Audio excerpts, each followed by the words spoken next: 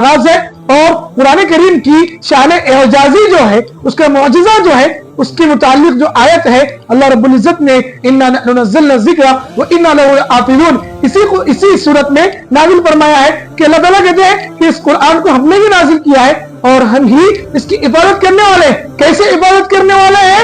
हर दौर में, मुख्तलिफ अहवाल में, मुख्तलिफ अदवार में, मुख्तलिफ हालात में, और अल्लाह ताला मुख्तलिफ किस्म के तरीकों से कुरान मुकद्दस की, छोटा बच्चा 5 साल का बच्चा है मुकम्मल हाफिज कुरान है, 70 साल का बूढ़ा है मुकम्मल हाफिज कुरान है, 80 साल की बूढ़ी खातून है मुकम्मल हिफ्ज़ कर रही है। गज़ा और फिलिस्तीन के मासूम बच्चे और बच्चियां और वहां के बूढ़े मर्द और बूढ़ी औरतें और वहां के नौजवान भी अल्लाह से दुआ कर रहे हैं और वो लोग हिफ्ज़ कुरान की तकमील कर रहे हैं और कुरान को मुकम्मल कर रहे हैं। ये एजाज़ कुरानी। बिस्मिल्लाहिर्रहमानिर्रहीम। वमा यंतिक़ु अनिल हवा इन हुवा इल्ला वह्युन यूहा। बिस्मिल्लाहि वस्सलातु वस्सलामु अला रसूलिल्लाह, अम्मा बाद, फ़अऊज़ु बिल्लाहि मिनश शैतानिर रजीम। बिस्मिल्लाहिर्रहमानिर्रहीम। अलिफ लाम मीम रा तिल्का आयातुल किताब वल्लज़ी उन्ज़िला इलैका मिन रब्बिकल हक़्क़ु वलाकिन्न अक्सरन नासि ला युमिनून। सदक़ल्लाहुल अज़ीम। नाज़रीन गिरामी, हम आज आप हज़रात की खिदमत में 11वीं तरावीह का खुलासा लेकर हाजिर हुए हैं। इसमें सूरह राद और सूरह इब्राहिम, मुकम्मल सूरह इब्राहिम का खुलासा पेश करने की हम कोशिश करेंगे। नाज़रीन गिरामी, सूरह राद के मुतालिक गुज़िश्ता कल इजमाली बात आप हज़रात के सामने आई थी कि सूरत को सूरह राद क्यों कहा गया है और इसकी वजह तस्मिया क्या है। इसी के साथ साथ आपसे ये भी वादा किया था कि हम इंशाअल्लाह आज आपकी खिदमत में बकिया हिस्से का खुलासा लेकर हाजिर होंगे। वादे के मुताबिक हम सूरह राद की तफसीलात आपके सामने पेश करते हैं। सूरह राद में भी अल्लाह की कुदरत की बहुत सारी निशानियों को, आसमानों की पैदाइश और बादलों की कड़क और गरज और इसी तरीके से बादलों की चमक, इन सारी चीजों को अल्लाह ने बयान किया है। इसी वजह से इस सूरत को सूरह राद कहा जाता है। उसी के साथ साथ अल्लाह रब्बुल इज्जत ने जमीन में किस्म किस्म के खाने और बागात और इसी तरीके से इंसानों की जिंदगी में इस्तेमाल की जाने वाली सारी नियामतें और बगैर सुतून के आसमान, इस सारी की सारी चीजों को बताकर, इसकी सारी चीजों की पैदाइश का जिक्र फरमाकर अल्लाह तबारक व तआला अपनी रुबूबियत और अपनी वहदानियत और अपनी उलूहियत की दावत हम बंदों को दे रहे हैं। हमारा हक बनता है कि हम अपने माबूद बरहक, हमारे खालिक हकीकी, खालिक कौनैन और सारे जहान की सारी चीजों के पैदा करने वाली जात के खालिक और मालिक होने को माने और उसके एतकाद को अपने दिल में मजबूत करें और उसी की इबादत और उसी की बंदगी करें। फिर उसके बाद जो है अल्लाह तबारक व तआला वही कुफ्फार मक्का की रविश और उनकी हालत को बयान किए हैं। उसके बाद अल्लाह ताला बयान फरमाते हैं, इन्नल्लाह ला युग़य्यिरु मा बिक़ौमिन हत्ता युग़य्यिरु मा बिअनफुसिहिम व इज़ा अरादल्लाहु बिक़ौमिन सूअन फला मरद्द लहु व मा लहुम मिन दुनिही मिन वाल। अल्लाह फरमाते हैं कि अल्लाह ताला किसी भी कौम की हालत को उस वक्त नहीं बदलते जब तक कि कोई कौम अपने आप को बदलने की फिक्र और कोशिश ना करे। हम खुद ही नहीं चाहते हैं कि हमारे अंदर कुछ तब्दीली आए, हमारे अंदर कुछ चेंजेस आए, हमारे अंदर कुछ बदलाव आए, हमारी जिंदगी में, हमारे आलात में, हमारे अखलाक में, हमारे आमाल में और हमारी जिंदगी में जो चीजें हमसे सुदूर और जाहिर हो रही हैं उनमें तब्दीली आए, हम खुद ही नहीं चाह रहे हैं। तो अल्लाह तबारक व तआला हमें कैसे बदलेंगे? अल्लाह ताला हमें बदलने के लिए हमें भी कोशिशें करनी चाहिए, हमें भी असबाब इख्तियार करनी चाहिए, हमें भी तदाबीर इख्तियार करनी चाहिए। तब जाके अल्लाह ताला की मदद, अल्लाह ताला की नुसरत और अल्लाह की तरफ से हमारी हिदायत के फैसले होंगे। अल्लाह ताला हमारे दिलों की दुनिया को अपने दीन की तरफ, अपने ताक़त की तरफ और अपनी मारिफत की तरफ और अपनी रब्बानियत और अक्कानियत की पहचान की तरफ अल्लाह ताला फेर देते हैं।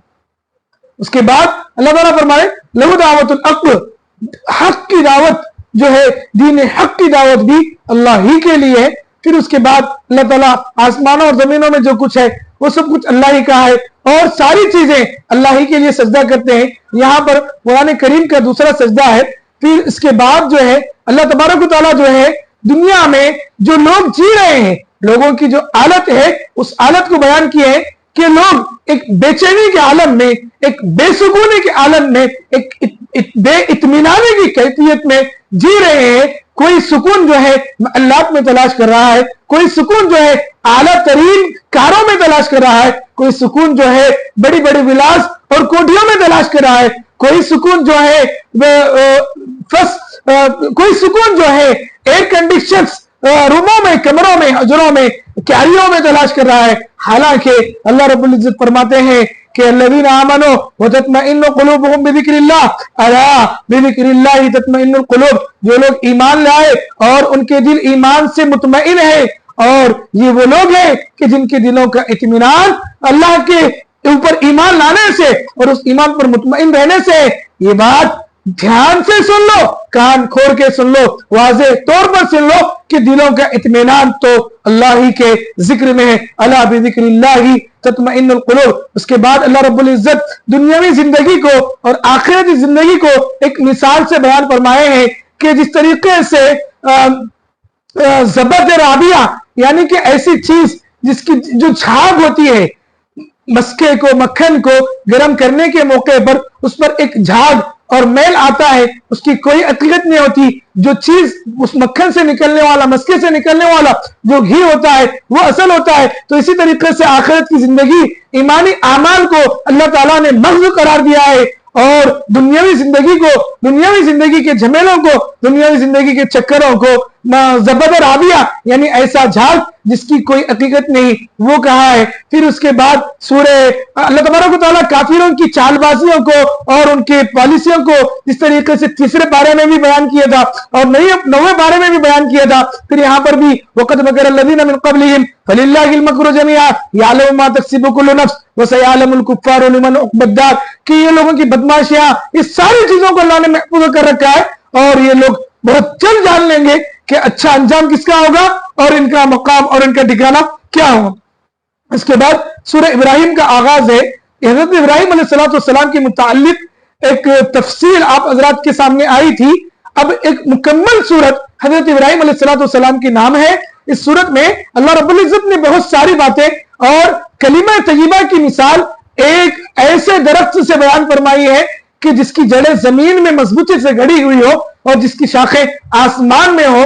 تو یہ کلمہ طیبہ کی مثال کو اللہ تعالیٰ نے اس صورت میں بیان فرمایا ہے اور حضرت ابراہیم کی سیرت زندگی کے بھی مختلف گوشوں کو اللہ تعالیٰ نے بیان کیا ہے کہ جس وقت حضرت ابراہیم علیہ السلام نے امی ہاجرہ اور حضرت اسماعیل علیہ السلام کو وادی غیر ذی زرع یعنی آج جہاں پر مکہ المکرمہ اور ام القریٰ ہے وہاں پر اللہ کے حکم سے اپنی بیوی کو اور اپنے چھوٹے سے بچے کو وہاں پر چھوڑے تھے صرف اللہ کے حکم پر. اللہ کے حکم پر ایسے بیابان میں, ایسے جنگل میں, سنگلاخ پہاڑوں میں جہاں پینے کے لیے پانی کا نشان نہیں, جہاں پر دیکھنے کے لیے نہ آدم ہے نہ آدم زاد ہے, ایسے مقام پر صرف حکم الہی کی تعمیل میں اپنے ایک چھوٹے سے بچے کو اور اپنی بیوی کو حضرت ابراہیم علیہ السلام وہاں پر چھوڑ کر گئے ہیں اور اللہ کے حوالے کر گئے ہیں اور اللہ سے دعائیں مانگے ہیں اپنے لیے, اپنی ذریت کے لیے, اپنی اولاد کے لیے. جیسا کہ قرآن مقدس میں پہلے پارے میں یہ چیز بتانے سے رہ گئی تھی, اسی لیے ہم اس کو موقوف رکھے تھے کہ جب سورہ ابراہیم آئے گا تو اس وقت ہم آپ حضرات کے سامنے وہ اجمال اور اس کی تفصیل آپ کے سامنے پیش کریں گے کہ اللہ رب العزت نے پہلے پارے میں وَإِذِ ابْتَلَىٰ إِبْرَاهِيمَ رَبُّهُ بِكَلِمَاتٍ فَأَتَمَّهُنَّ قَالَ إِنِّي جَاعِلُكَ لِلنَّاسِ إِمَامًا کہ حضرت ابراہیم علیہ السلام کا اللہ رب العزت نے چند باتوں میں امتحان لیا. وہ امتحان اس لیے لیا کہ اللہ تعالیٰ حضرت ابراہیم کو کچھ بنانا چاہتے تھے, حضرت ابراہیم کو کچھ دینا چاہتے تھے, بلکہ انبیاء بنی اسرائیل ہو یا حضرت محمد رسول اللہ صلی اللہ علیہ وسلم ذریہ یتیم گوہر نایا ہو, یہ دونوں کی دونوں حضرت ابراہیم ہی کی صلب سے ہیں. تو جب ان کو اتنا بڑا مقام ابو الانبیاء کا لقب سے اللہ تعالیٰ ان کو سرفراز فرما رہے ہیں, اپنا خلیل جنہیں اللہ تعالیٰ بنا رہے ہیں, تو ظاہر بات ہے کہ اتنے بڑے مقام کے لیے آزمائش کا دور ضرور ہوگا اور اللہ تعالیٰ نے آزمایا. اسی کا ذکر اللہ تعالیٰ نے اس امتحان کا, آزمائش کا پہلے بارے میں بھی کیا ہے, پھر یہاں پر بھی کیا ہے کہ اللہ تعالیٰ نے हजरत इब्राहिम का चंद बातों में, चंद चीजों में, चंद कामों में इम्तिहान लिया और हजरत इब्राहिम अलैहिस्सलाम उस इम्तिहान में पूरे पूरे खरे उतरे। और इन्नी जाइलुका लिन्नासी इमामा, जब वो खरे उतरे तो अल्लाह ताला ने कहा कि मैं तुम्हें कुदवा, उसवा, नमूना और मैं तुम्हें आने वाली उम्मतों के लिए, आने वाली कौमों के लिए एक मॉडल बनाने वाला हूं। तो अल्लाह ताला ने हजरत इब्राहिम को बनाया। हजरत इब्राहिम अलैहिस्सलाम पर कुर्बान जाइए, उस मौके पर आप अलैहिस्सलाम ने अल्लाह ताला से दुआ की कि ऐ मेरे अल्लाह, ठीक है आप मुझे तो इमाम बनाने वाले ही, मेरे साथ साथ मेरी ज़ुर्रियत को भी इमाम बनाना। हजरत इब्राहिम की इस दुआ का असर है कि आपकी औलाद में, बनी इस्राइल में 70,000 से ज़ायद अंबिया है और खातमुन नबीयीन, सज्जिदुल कौनैन, फख्रे मौजूदात मुहम्मद रसूलुल्लाह सल्लल्लाहु अलैहि वसल्लम जैसे गोहरे नायाब जो भी हजरत इब्राहिम अलैहिस्सलाम की ही नस्ल से हुए। अल्लाह ताला ने हजरत इब्राहिम की दुआ की लाज रख ली और अल्लाह ने कहा कि मैं आपकी दुआ को कबूल करता हूं, लेकिन जो जुल्म करेगा, ज्यादती करेगा, हरदर्मी करेगा, आपकी ये दुआ उसके हक में नहीं होगी। फिर इसके बाद जो है हजरत इब्राहिम अलैहिस्सलाम अपने वालिद के लिए, अपने अहल वयाल के लिए और रब्बी जालनी मुक़ीमस सलाती व मिन ज़ुर्रियती रब्बना व तक़ब्बल दुआ, ऐ मेरे परवरदिगार आप मुझे और मेरी ज़ुर्रियत को और मेरे अहल अयाल को नमाजों का कायम करने वाला, तेरे आगे सबनगू होने वाला, तेरे अहकामात की तामील करने वाला बना। फिर उसी के बाद जो है क़यामत के दिन मुजरिमीन की और काफिरों की, मुशरिकों की जो हालत होगी, उन्हें तारकोल के, तांबे के, पीतल के जो लिबास जहन्नम की खौलती हुई आग में खौला करके, गरम करके पहनाएंगे। सराबीलुहुम मिन क़तरान व तग़शा वुजूहहुमुन नार लियजज़ियहुमुल्लाहु कुल्ला नफ्सिन मा कसबत इन्नल्लाहा सरीउल हिसाब। अल्लाह ताला इस आयत में बयान फरमा रहे हैं कि इन लोगों को एकदम कड़ी से कड़ी सजा दी जाएगी। लोहे के, तांबे के, पीतल के लिबास, तारकोल के लिबास उन्हें पहनाए जाएंगे और उसकी वजह से उनके चेहरे, उनके जिस्म झुलस जाएंगे और वो अल्लाह के सामने उस वक्त पेश की जाएंगे। फिर उसके बाद सूरह इब्राहिम का इख्तिताम है। उसके बाद सूरह इज्र वलक़द कज़्ज़ब अस्हाबुल इज्रिल मुरसलीन, असहाब इज्र की तरफ भी अल्लाह तबारक व तआला ने अंबिया किराम अलैहिस्सलाम को मबऊस फरमाया है। उसी की तरफ इशारा करते हुए इस सूरत का नाम सूरह इज्र है। इस सूरत का भी एक बेहतरीन आगाज है और कुरान करीम की शान एजाजी जो है, उसका मुअजिजा जो है, उसके मुतालिक जो आयत है, अल्लाह रब्बुल इज्जत ने इन्ना नहनु नज़्ज़लना ज़िक्रा व इन्ना लहु लहाफ़िज़ून, इसी सूरत में नाज़िल फरमाया है कि अल्लाह ताला कहते हैं कि इस कुरान को हमने ही नाज़िल किया है और हम ही इसकी इबादत करने वाले हैं। कैसे इबादत करने वाले हैं?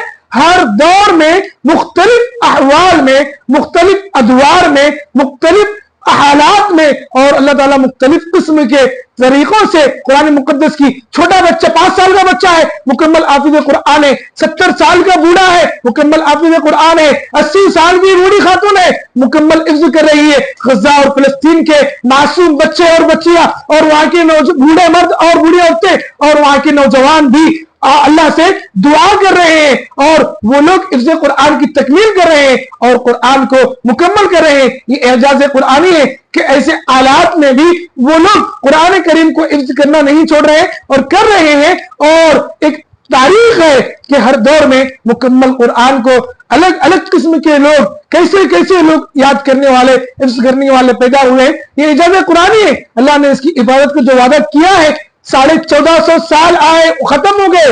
1450 साल में कई जालिम, कई फिरौन, कई नमरूद, कई अबू चल आए और कुरान को मिटाने की कोशिशें किए, साजिशें किए, पॉलिसियां किए, प्लानिंग किए, वो खुद मिट गए। वो सफ़े हस्ती से उनका वजूद और नाम खत्म हो गया, लेकिन कुरान जो का तो बाकी है और क़यामत तक बाकी रहेगा। इसमें किसी तरह की कोई तब्दीली भी नहीं होगी क्योंकि अल्लाह ताला ने इसकी इबादत का वादा अपने जिम्मे ले रखा है। सूरह इज्र के इब्तिदा में अल्लाह रब्बुल इज्जत ने बड़े ही आलीशान अंदाज में कुरान मुकद्दस की कसम खाए, अलिफ लाम रा तिल्का आयातुल किताबी व कुरआन मुबीन, ये बड़ी अजमत वाली किताब की आयतें हैं और अल्लाह खुद इसकी कसम खा रहे हैं। फिर उसके बाद इसी सूरत में हजरत आदम अलैहिस्सलाम की पैदाइश का जिक्र है।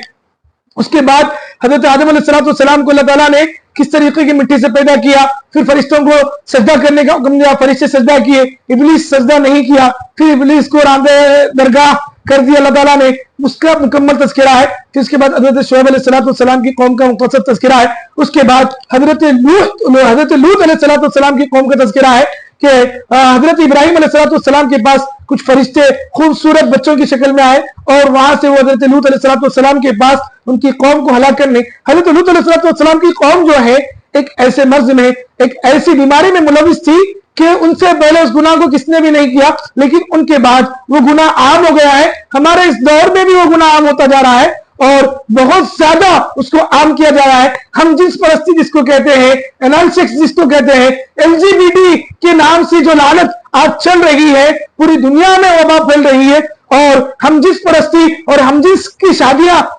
امریکہ میں اور اسی طریقے سے فرانس وغیرہ میں کئی ممالک میں, بلکہ ملک عزیز میں بھی یہ بل پارلیمنٹ میں پیش کیا گیا. تو اس طریقے سے لوگ جو ہے ایسی ایک لعنت میں غیر فطری طریقہ اور جو نیچر سے ہٹ کر ہے وہ طریقے کو اختیار کر رہے ہیں. اللہ تعالیٰ نے قوم لوط پر جو عذاب نازل فرمایا ویسا عذاب کسی قوم پر نہیں نازل فرمایا. اللہ تعالیٰ نے اس قوم کو زمین سے اٹھا کر آسمانوں تک لے گیا, یہاں تک کہ آسمان کے فرشتے اس قوم کی کتوں کی, مرغوں کی اور گدھوں کی آواز سن رہے تھے. وہاں تک لے جاتے ہوئے ان پر آگ برسائی گئی. آگ کے پتھر, جہنم کی آگ میں تپائے ہوئے پتھر اس قوم پر برسائے گئے. پھر اس قوم کو آسمان کی بالائی تک لے جا کر الٹا اور منہ کر کے مار دیا گیا, زمین میں دھسا دیا گیا. ڈیڈ سی, بحر میت, اس میں آج بھی کوئی چیز زندہ نہیں رہتی ہے. فلسطین وغیرہ کے قریب میں وہ واقع ہے. بہت سارے لوگ, سیاح لوگ اور ہمارے ملک کے بھی جو لوگ گلف وغیرہ میں رہتے ہیں وہاں جاتے ہیں, ڈیڈ سی کو دیکھتے ہیں. تو اللہ تعالیٰ نے اس قوم کا اتنا برا انجام کیا ہے. اس گناہ کی بہت بڑی لعنت ہے, اللہ کے نبی نے بھی اس پر لعنت بھیجی ہے. اللہ کے نبی صلی اللہ علیہ وسلم کے زمانے میں پوچھا گیا تو اللہ کے نبی نے کہا کہ ایسی گناہ کے ارتکاب کرنے والے کو پہاڑ کے اوپر لے جایا جائے, اوپر سے ڈھکیل دیا جائے, پھر اس کے اوپر سے پہاڑ کی چٹانیں گرائی جائے, کیونکہ اس قسم کا جرم اور گناہ کرنے والوں کو اللہ تعالیٰ نے یہ سزا دی ہے. تو ہمیں بھی ان کو اسی سزا دینی چاہیے. اس طریقے کی روایتیں بھی حضرت ابن عباس رضی اللہ تعالیٰ عنہ وغیرہ سے مروی ہے. تو اس لعنت سے اپنے بچوں کو, اپنے بچوں کے ذہن کو, اپنے معاشرے کو پاک رکھنا ہے. کوشش کرنا ہے کہ ہمارے بچے کن لوگوں کے ساتھ بیٹھ رہے ہیں, ہمارے بچے کہاں جا رہے ہیں, ہمارے بچے کیا کر رہے ہیں. ہمارے بچوں کی ہر حرکت اور سکنات پر ہمیں مکمل توجہ رکھنی چاہیے, اپنے بچوں کی تربیت کرنی چاہیے اور ان کی حفاظت کی کوشش کرنا چاہیے. ناظرین گرامی, انہی چند باتوں پر میں اپنی بات ختم کرتا ہوں. انشاءاللہ 12ویں تراویح کے خلاصے میں آپ حضرات کی خدمت میں سورہ نحل سے انشاءاللہ ہم بہت جلد حاضر ہوں گے. اللہ تعالیٰ سے دعا ہے کہ اللہ تعالیٰ ہمیں ان باتوں کو سمجھ کر اپنی زندگی میں اپنانے کی توفیق عطا فرمائے. وآخر دعوانا الحمدللہ رب العالمین.